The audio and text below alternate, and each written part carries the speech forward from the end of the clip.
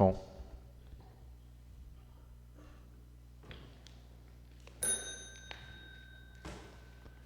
Boa noite a todos.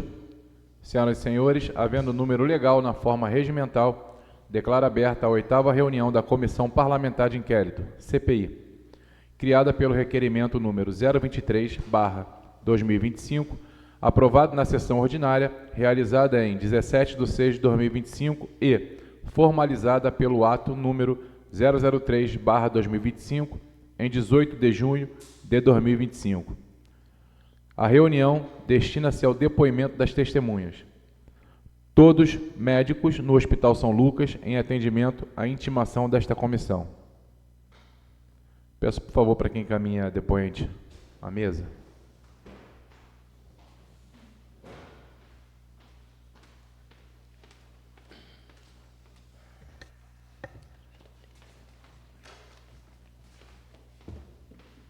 Boa noite.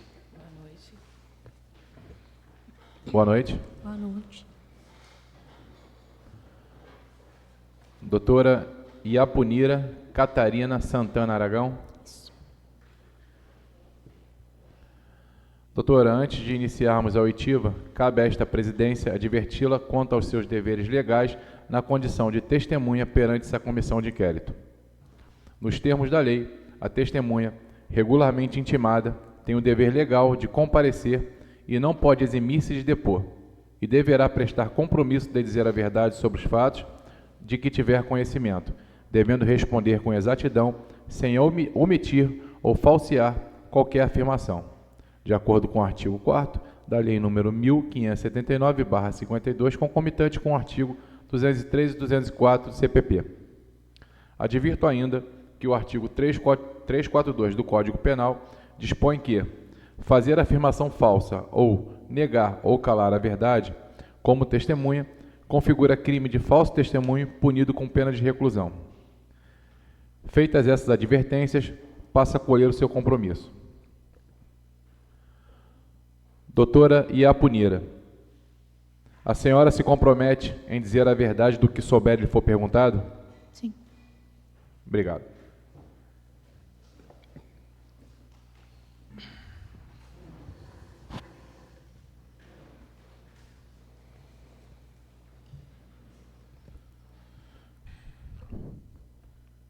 Doutora, a partir desse momento a gente vai iniciar com as perguntas. Se a senhora tiver alguma dificuldade para entender, é só pedir para a gente repetir, tá bom? Uhum.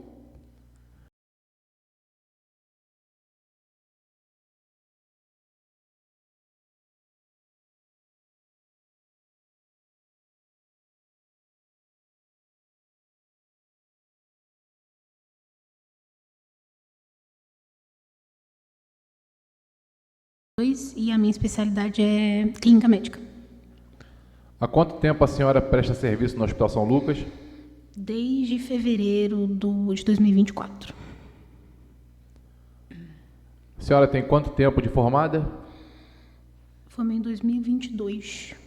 Então, tem 3 anos mais ou menos de formada. Obrigado, doutora. Boa noite, doutora. Eu vou pedir só para a senhora abaixar um pouco o microfone para ficar bem a sua voz no registro da ata, tá? Uhum. A sua atuação no hospital decorre de contrato formal com a PAMIC, algum contrato jurídico? Não, era através de emissão nota fiscal para o PJ.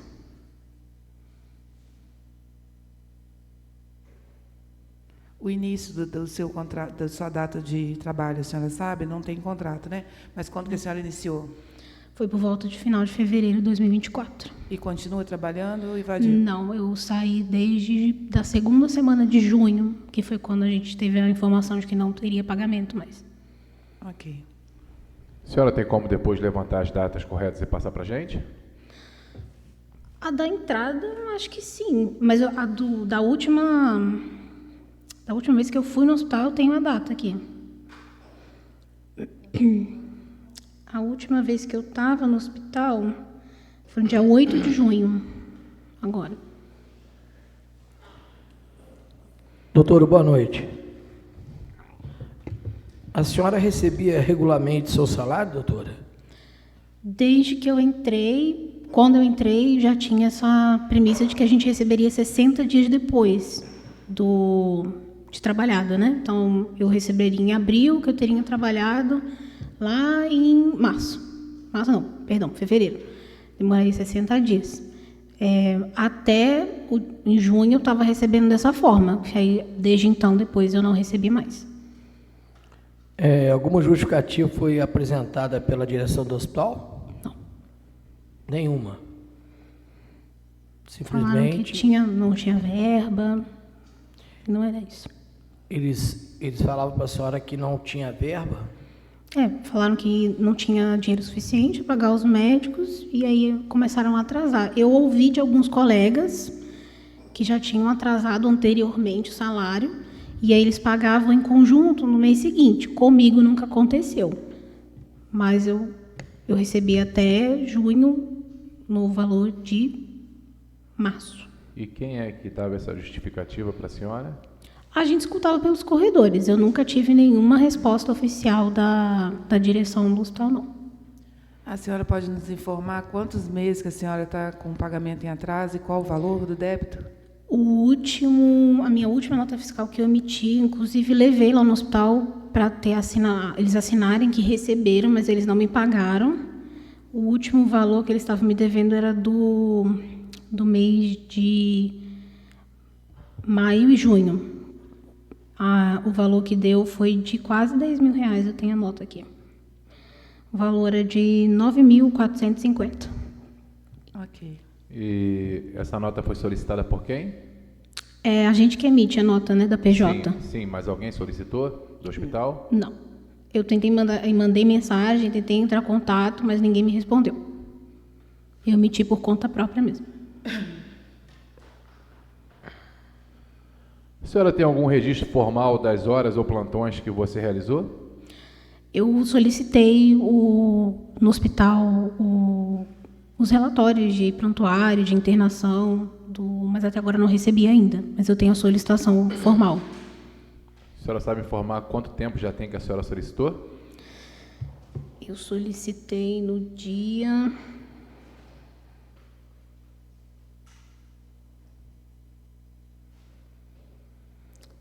4 de julho, que eu fiz a solicitação formal.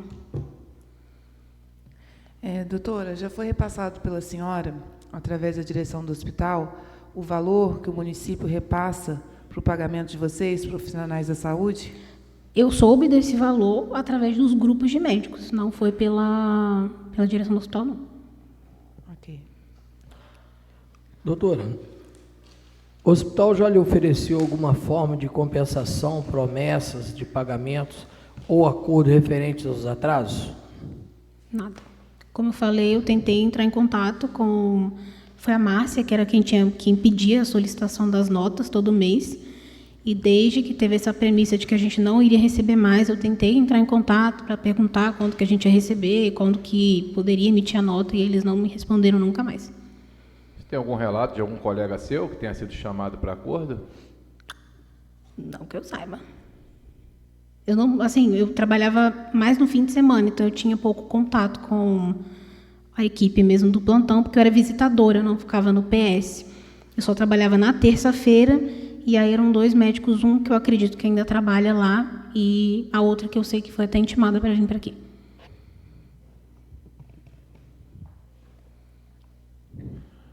Doutora, há conhecimento entre os profissionais de que recursos públicos estariam sendo desviados ou mal aplicados pela gestão da PAMIC? Tinham boatos dentro do hospital, mas assim, nunca me chegou informação concreta não, mas histórias a gente ouvia. A senhora pode deixar relatado qual o boato que a senhora chegou a ouvir? Eu já cheguei a ouvir falar que dentro do hospital eles contratavam familiares, pessoas que estavam próximas e que tinham salários assim maiores do que o da gente. E por acaso tem algum relato ou algum boato se esses salários, esses pagamentos dessas pessoas estavam em dia enquanto de vocês estavam em atraso? A princípio, sim. Doutora, você já formalizou alguma denúncia referente ao pagamento em atraso na Câmara aqui de Coatis, na Prefeitura, no Ministério Público, no CREMERG? Eu fiz aqui e no CREMERG também. Mas eu estou também entrando em contato com o advogado para entrar na parte judicial também.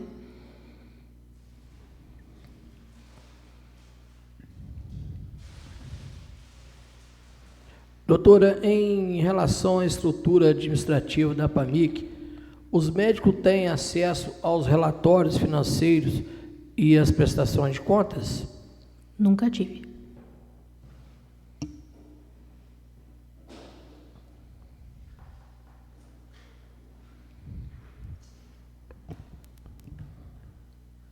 Doutor, alguma vez lhe foi solicitado emitir notas fiscais ou recibos de serviços que a senhora não tenha realizado?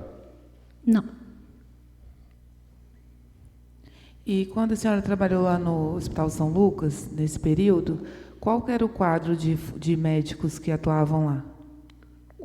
Todos os médicos, você está falando? Não, em cada plantão. Quem organizava?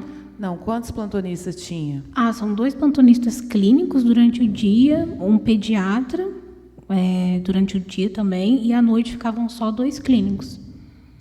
Era o pediatra ou um clínico geral na pediatria? Dependia. Tinham dias que eram pediatras de formação mesmo, e tinha dias que eram médico generalista mesmo, mas que ficava só pela parte da pediatria. E a senhora tem relatos que, além da senhora, alguns médicos também se evadiram do hospital por conta de falta de pagamento? Sim. A senhora pode nos mencionar quantos que a senhora conhece que saíram por falta de pagamento? Eu conheço os que chegaram a trabalhar comigo em plantão, então, por volta de 3 ou 4. Eu sei que foi mais, porque no grupo tem muita gente que eu não conheço, mas no grupo muita gente acabou falando também. Doutora, como a ausência de pagamentos afeta a sua rotina e a sua dedicação ao hospital? Bastante. Com a TIS era quase metade da minha renda, então sair de lá pesou bastante no bolso. Gostava bastante de trabalhar no hospital, é uma equipe muito agradável, um hospital muito bom de se trabalhar, de equipe, que eu falo, a população é muito acolhedora, mas, infelizmente, não tem como a gente continuar sem pagar. Já várias vezes, assim, como eu já tenho uma especialidade, eu trabalho em outros hospitais, então tentei ajudar de alguma forma, trouxe coisas minhas, já trouxe medicação, já levei, eu tenho ultrassom portátil, já fiz ultrassom portátil dentro do hospital, porque não tinha exame para fazer, mas, assim, tem um limite do que eu posso fazer sem receber, e aí acaba que quem sobra é a população, né? Mas como que a senhora fala quem sofre é a população? Em qual sentido que a população sofre com a ausência de pagamento de vocês, com o pagamento em atraso? Porque acaba que não vão ter médicos que vão aceitar, e os que aceitam acabam sendo recém-formados, gente que não tem informação específica para estar trabalhando ali, e quem sofre é a população porque não vai ter um atendimento digno, sério e ideal para o que eles estão sofrendo.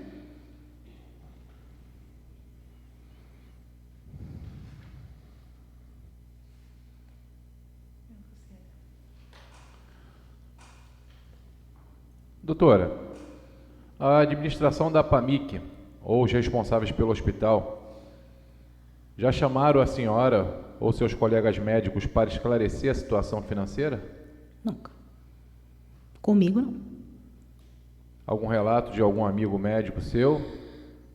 Uma das plantonistas que trabalhava comigo chegou aí lá, procurar, na verdade, ela, por conta própria, tentou essa aproximação, mas teve só a negação de que eles não iriam receber e ficou por isso mesmo. Foi o que ela me passou também. Eu não fui nesse dia. Doutora, a senhora já presenciou situações em que serviços, exames ou medicamentos foram interrompidos por falta de pagamento a fornecedores?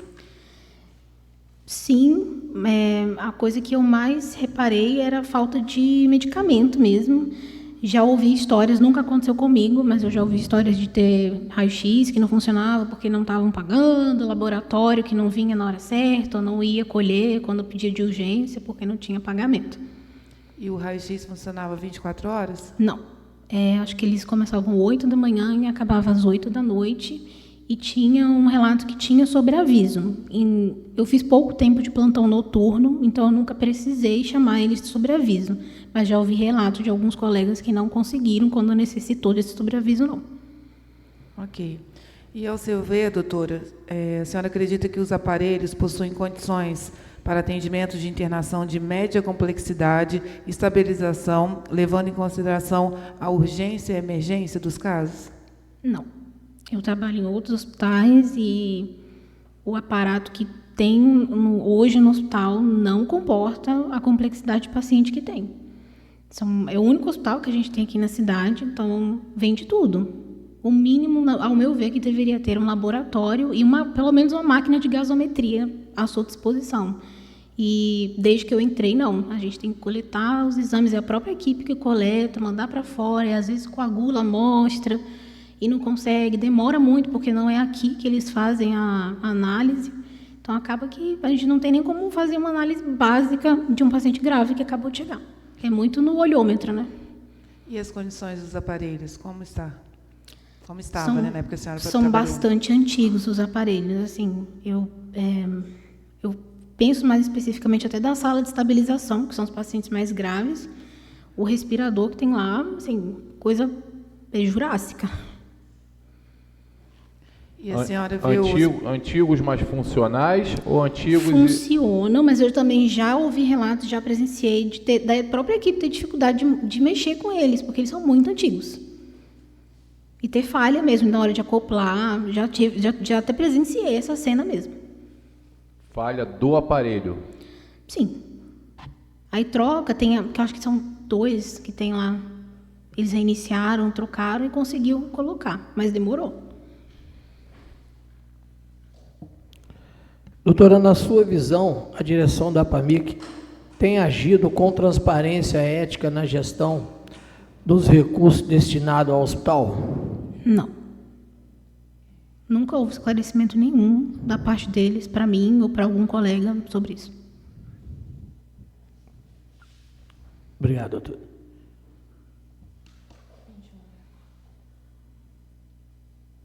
Doutora, deixa eu voltar aqui na questão anterior. A senhora chegou a relatar que escutou de amigos sobre a falta de medicamentos. Uhum. Né? Aconteceu com a senhora também? Já aconteceu. Já aconteceu, inclusive, ter que levar medicamento eu mesma. Porque não tem no hospital, ou então a gente começa com antibiótico terapia e ela não consegue ir até o final, porque não tem a medicação até o final.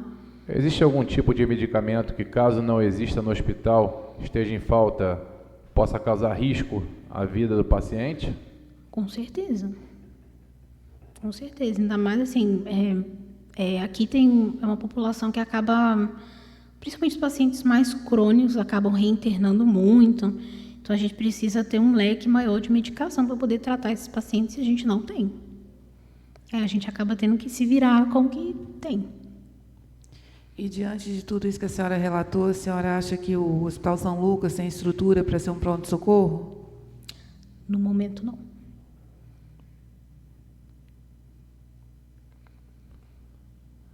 Doutora, a senhora sabe nos informar se há disparidade de pagamento entre médicos com funções semelhantes?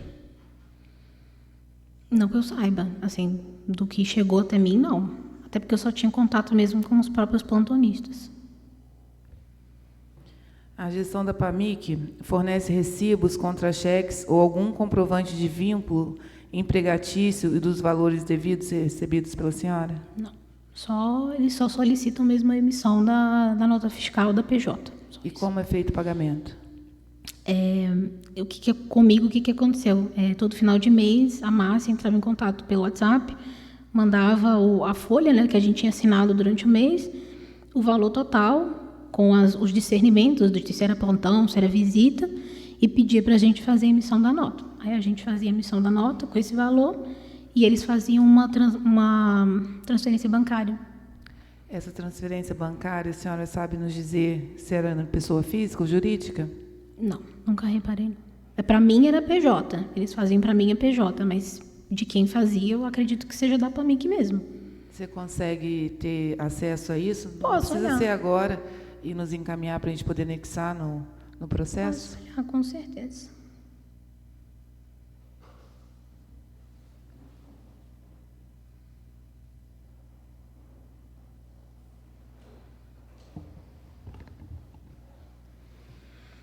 Eu recebia da Associação de Proteção e Assistência mesmo, da PAMIC. Era pelo CNPJ deles. Alguma vez a senhora já recebeu que não tivesse sido por transferência, Pix, cheque? Não, sempre foi direto por transferência. Sempre transferência. É. O que acontecia às vezes era quem não tinha, alguns colegas não têm PJ, e acabava que a gente detalhava na nossa própria nota que o valor tal era para um médico, o valor tal era para o outro, e a gente repassava esse valor. Mas sempre foi através de transferência. A senhora já teve acesso ao plano de trabalho da APAMIC, que justifica a destinação de recursos públicos? Não.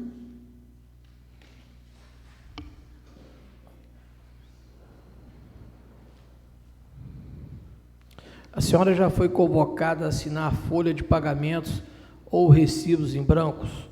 Não. Algum colega da senhora já relatou nesse sentido? Nunca ouvi. Obrigado, doutor. Doutora, a direção do hospital tem oferecido condições adequadas para o atendimento como insumos, medicamentos e suporte técnico? Não. Ao meu ver, não. O equipamento eletrocardiográfico já apresentou defeito em seu plantão? Meu plantão, não. Já ouvi alguns colegas falarem, mas comigo nunca deu problema, não. Todas as vezes que eu precisei usar, ele funcionou bem. Já houve a falta do medicamento trombolítico no seu plantão? Eu acho que esse medicamento nem tem no hospital. Nunca ouvi nem falar de ter trombolítico. Não faz trombólise no hospital. Mas para um hospital considerado pronto-socorro e emergência, ele teria que ter? Com certeza. Ao meu ver, sim. Ainda mais sendo o único aqui do município. Ao meu ver, é o mínimo que uma pessoa que chegue com um infarto tenha um tratamento com trombolítico. Então, ao seu conhecimento, não tem essa informação, tem a informação que não existe esse remédio? Não. Esse medicamento? Não. Não existe. Aqui, não. Isso pode trazer algum risco de piora ou de óbito? Com certeza, assim, as duas principais causas que a gente usa trombolítico é para infarto com supra, que é um infarto mais grave, é um infarto que tem alteração de eletro. É mais comum a gente usar dessa forma e sem precisar de respaldo de outras instituições, né? Porque tem risco o uso de trombolítico também, mas também tem como usar no AVC isquêmico. Mas nesse caso eu sei que a gente precisa de ter um respaldo de neurologia e não é todo hospital que tem um respaldo na neurologia e por isso não é todo hospital que faz a trombólise de AVC. Mas há pelo menos a trombólise de infarto, sim. Obrigado, doutor. Durante seu plantão, teve alguma vez paciente que levou quadro de piora ou até óbito por conta de falta de medicação, por conta de falta de exames ou falta de insumos? Então, eu já vi muitos pacientes evoluírem com piora. Graças a Deus, eu nunca precisei chegar a um óbito por conta disso. A gente conseguia transferir, às vezes, a tempo, mas piora com certeza. Tem pacientes que, igual eu falei, são muito crônicos, internam muitos. São pacientes que são resistentes a antibióticos e a gente não tem como fazer, porque só tem 2 antibióticos disponíveis e é isso. Às vezes a gente até fazia solicitação, né, de medicação que não é padronizada, mas não comprava, não tinha dinheiro, não chegava, ou então demorava muito para chegar, e isso, o dinheiro, nesse caso, o tempo vale muito, né? Doutora, a senhora tem relatos de funcionários, ou cargo de confiança, ou diretoria, que recebiam em dia, enquanto vocês médicos estavam com pagamento em atraso? Eu ouvi histórias, sim. A senhora sabe dizer para a gente quem falava que estava com esse pagamento em dia, de vocês atrasado? Quem era esse cargo de confiança? Então, como eu falei, eu não tinha nenhum contato com a equipe da diretoria, então eu escutava mais que a Márcia estava em dia, a Rosa estava em dia, que tem filhas dela que também trabalham no hospital e que estavam em dia também, mas era o máximo que eu ouvia, até porque são pessoas que eu não tinha contato nenhum. Ok. Doutor, o hospital já teve paralisações ou ameaça de paralisação por falta de pagamentos aos profissionais? Que eu saiba, agora recentemente, que foi quando eu também saí, que foi quando os médicos ficaram sem receber e todos, a maioria, na verdade, acabou se revoltando e escolhendo não sair do hospital, escolhendo não ir para o plantão, largar mesmo. E a senhora acha que isso torna o hospital mal visto perante vocês, profissionais de medicina? Você acha que isso dificulta a contratação de médicos para plantão? Sim, porque a gente tem grupos, né, de troca de plantão, de passagem de plantão, e todo mundo começou a falar em todos os grupos, não está pagando em Coatis, não vai para Coatis, não está pagando em Coatis, não vai para Coatis, então acaba que espalha pela região que ninguém vai querer vir para cá, né? E essa conversa que vocês têm em grupos com os médicos, a senhora acha que pode chegar ao caos de algum dia a gente não conseguir contratar médicos aqui para plantão? Acho que é uma situação muito extrema não conseguir, mas eu acho que talvez consigam um número muito reduzido. Consigam um médico em vez de 3 durante o dia, ou então fique um médico para 24 horas inteiras, o que não é o ideal também, porque é um fluxo de paciente grande. Doutora, a senhora alguma vez já solicitou seus pacientes exames laboratoriais? Sim. E como era o procedimento? Eu, como trabalhava como visitadora mesmo, de fim de semana, eu acabava solicitando mais de pacientes que estavam internados já. Poucas vezes eu precisei solicitar em pacientes durante o plantão mesmo, mas tinha uma fichinha separada, né, com os exames que a gente queria. A gente pedia para o paciente ir colher esses exames e acabava que, assim, durante o plantão, a gente falava para o paciente, vai embora, vai para casa, ou então, se estava muito grave, fica aqui que a gente vai ficar de olho, porque demorava bastante esses exames para chegarem. Eles colhiam de manhã e ia chegar no final da tarde. Por que essa demora? Porque os exames não são analisados no hospital, né, nem aqui no município. Se eu não me engano, o que tinha me ouvido, que eu ouvi falar, era que era em Barra Mansa que eles são analisados. Então, demorava todo esse tempo de trajeto para ir lá, analisar e voltar esse resultado. Fora, às vezes, que acabava com a amostra coagulada, então tinha que ir lá e colher de novo, era mais outro tempo. A senhora sabe informar o tempo da demora? Uma média? Então, pacientes que costumavam colher 9 horas da manhã iam ter o resultado lá para 5 horas da tarde. Por acaso existe algum risco na demora dessa resposta? Muito, muito risco. Ainda mais pacientes que são graves ou potencialmente graves, né? Tem algumas condições que a gente consegue avaliar clinicamente, mas muitas delas a gente precisa do respaldo do laboratório. Deixa eu entender, a senhora disse que colhia o material pela manhã, por volta de quê? 9 horas por aí, da manhã. isso. E o resultado só ia sair 4, 5 horas da tarde. E num caso de, tecnicamente a senhora conheça, de maior emergência, qual seria o prazo máximo para esperar um exame desse? Eu penso assim, mais em protocolo que a gente tem hoje, o sepse, que a gente tem que ter um laboratório aí, no mínimo, colhido em 1 hora da chegada do paciente. Para a gente começar antibiótico, fazer volume. Então, podemos dizer que o risco que os pacientes estão correndo de morte é real? Muito real. E a senhora já trabalhou em algum outro hospital que não tem laboratório próprio, terceirizado? Não. Todos os hospitais que eu trabalho têm laboratório próprio. A senhora se lembra como que era feito essa remoção para outra cidade? Eu nunca tive contato com essa parte da remoção. Eu só sei que eles faziam uma coleta, acabava que às vezes juntava a análise de outros pacientes para conseguir levar em quantidade maior e levava. Eu não sei nem qual que é o laboratório que eles levaram para análise, mas eu sabia que não era aqui em Coatis. Mas a senhora sabe informar se o transporte era do próprio hospital ou se era terceirizado? Não sei te falar com exatidão, mas eu ouvi boatos de que quem fazia o transporte era o irmão da Rosa ou era da Márcia. Acho que era isso. Ou era a filha dela. Não sei se era algo formalizado, se era do hospital ou se era pago à parte como serviço autônomo, não sei.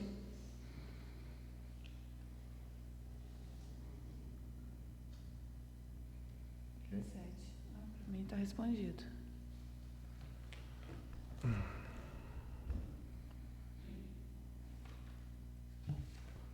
Doutora, o hospital já teve paralisações ou ameaças de paralisação por falta de pagamento a profissionais?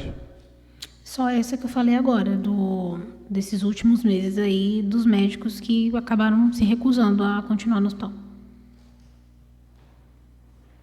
E a senhora sabe nos relatar, mesmo diante desse curto período que a senhora trabalhou lá, mas diante do que a senhora também ouve com grupos, com outros profissionais, há quanto tempo que vem esse atraso de pagamento? Então, comigo, o atraso ocorreu mesmo, foi no mês de maio, que foi quando não me pagaram nem maio, nem junho, mas eu já ouvia alguns colegas que atrasavam um mês, o outro que atrasava outro mês, era muito esporádico esse de cada um, mas todo mês tinha algum médico que ficava sem receber, e aí no mês seguinte eles pagavam, esse médico ficou sem receber e outro ficava sem receber. E você tem algum documento que comprove que você tem esse atraso salarial? Meu não, porque o meu realmente, o atraso que eu tive foi do mês de maio, que inclusive não me pagaram e eu estou com uma nota até assinada por eles, mas eles não me fizeram repasse do valor.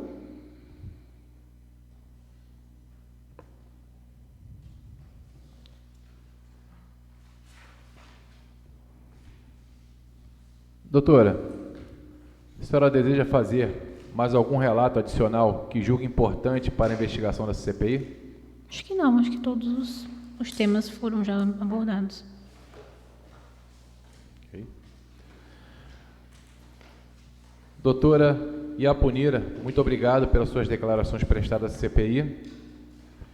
Declaro encerrada a oitiva da Comissão Parlamentar de Inquérito. Uma boa noite a todos.